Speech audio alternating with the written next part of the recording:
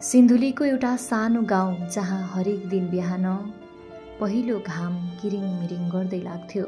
यहाँकी थिइन् सुजाता एकलामा, जसले आफ्नो नानी आराध्यलाई काखमा च्यापेर जिन्दगीसँग जुधिरहेकी थिइन्। सुजाता सानै उमेरमा प्रेममा परेकी थिइन्।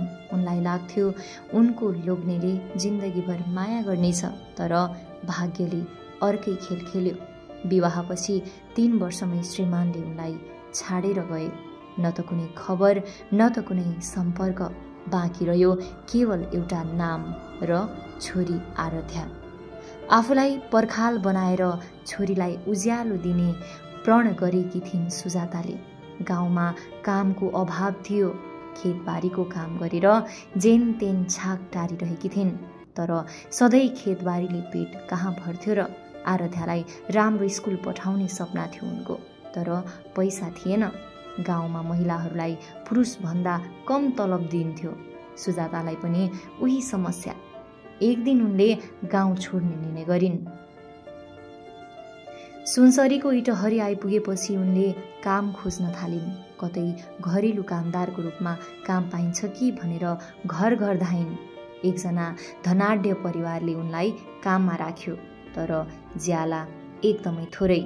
उनले सहिन् आराध्यालाई राम्रो पढाउनु पर्ने थियो। दिनभर अरूका घर सफा गर्ने, भाँडा माझ्ने अनि रातभर छोरीलाई काखमा लिएर सुत्ने दिनचर्या बन्यो। आराध्याले कहिल्यै बाबुको माया पाएकी थिइनन्, तर आमा उनको संसार थिइन्। स्कुलमा साथीहरूले बाबुको नाम सोद्धा ऊ मौन बस्थिन्। कहिलेकाहीँ मन कुडिँदा आमालाई सोध्थिन्, हाम्रो बुबा कहाँ छन् आमा? सुजाता मुस्कान सहित भन्थिन्, हाम्रो लागि तिमी नै पहिलो खुसी हौ, बुबाको कमी कहिले महसुस नगर। समय बित्दै गयो। आराध्या ठुलो हुँदै गइन्। उनले राम्रो अङ्क ल्याएर स्कुल टप गरिन्। आमाको सपना थियो छोरीलाई डाक्टर बनाउने। आराध्याको पढाइको लागि थप पैसाको एकदमै जरुरत थियो। सुजाता बिहानै उठेर घरको काम सकेर सिलाइ बुनाइको तालिम लिन्। सिलाइको सिप सिकेपछि उनले साना साना अर्डर लिन थालिन्, तर भाग्य जहिल्यै निर्मम थियो। एक दिन सुजाता बिरामी परिन्। पहिले त सामान्य ज्वरो जस्तो लागेको थियो, तर बिस्तारै कमजोर हुँदै गइन्। डाक्टरले भने, तपाईको मृगौलामा समस्या छ, तुरुन्तै उपचार गर्नुपर्छ। आराध्याका आँखा रसाए। आमाले जिन्दगीभर उनका लागि सङ्घर्ष गरिरहिन्। अब उनैले आमालाई बचाउनु थियो। उनले गाउँ फर्केर आफन्तसँग मद्दत माग्ने निर्णय गरिन्, तर कसैले सहयोग गरेनन्। गाउँमा अझै एउटी एकल आइमाईलाई हेर्ने दृष्टिकोण उस्तै थियो। आर्थिक समस्या टार्न आराध्याले ट्युसन पढाउन थालिन्।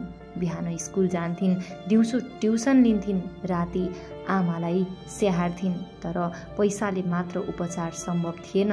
अन्ततः आमाले नै उनको हात समातेर भनिन्, छोरी, जिन्दगीले मलाई धेरै दुःख दियो, तर तिमीलाई मैले उज्यालो दिन सकेँ। अब मेरो उपचारमा समय खेर नफाल, तिमी आफ्ना सपनाहरू पछ्याऊ।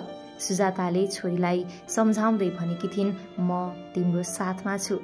यसरी नै जेन तेन गरेर आमा छोरीले आफ्नो जीवन बिताए। यसरी नै छोरीले आफ्नो आमाको दुःख बुझ्दै आमालाई पनि स्याहारिन् र आफू पनि ठुलो भएर डाक्टर बनिन्।